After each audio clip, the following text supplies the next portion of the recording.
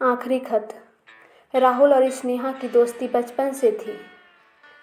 दोनों एक ही गली में रहते थे। स्कूल जाना, खेलना, लड़ाई करना और फिर मान जाना, उनकी ज़िंदगी इन्हीं पलों में सिमटी रहती थी।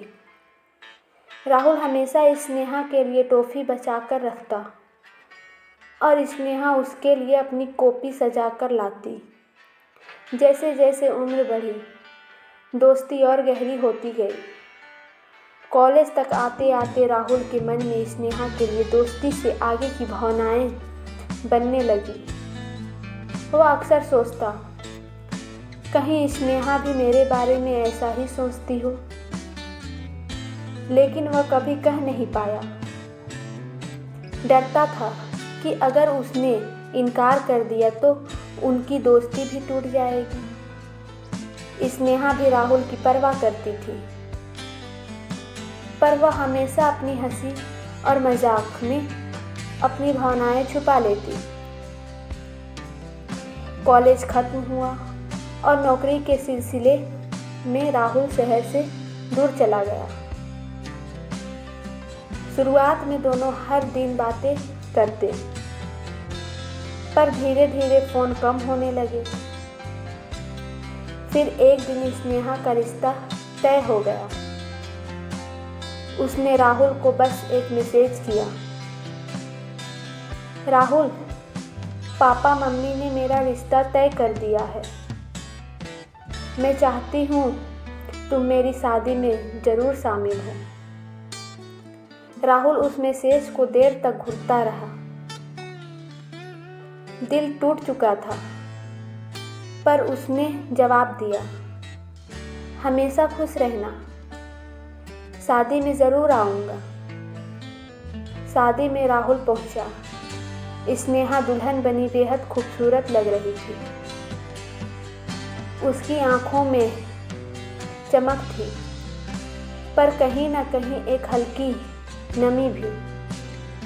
जब दोनों आमने सामने आए, राहुल ने बस मुस्कुरा कर कहा, बहुत खूबसूरत लग रही हो। स्नेहा की आंखें भर आई, पर उसने भी मुस्कुरा कर कहा, धन्यवाद, और तुम हमेशा मेरे सबसे अच्छे दोस्त रहोगे। कुछ सालों बाद राहुल को स्नेहा का एक खत मिला। उसमें लिखा था, राहुल, मैं जानती हूँ तुमने कभी कुछ नहीं कहा, पर मैं सब समझती थी। काश जिंदगी ने हमें थोड़ा और वक्त दिया होता। मैंने हमेशा तुम्हें अपने दिल में एक खास जगह दी है। मेरा परिवार, मेरी जिम्मेदारियाँ, इन सब ने मुझे मजबूर किया, लेकिन तुम्हें भूलना कभी मुमकिन नहीं हुआ। अगर कभी तुम्हें लगे कि तुम अकेले हो, तो याद रखना, तुम्हारा एक दोस्त हमेशा तुम्हारे दिल में जिंदा है। तुम्हारी स्नेहा। राहुल ने वह खत बार बार पढ़ा। आंसू उसकी आंखों से बह रहे थे।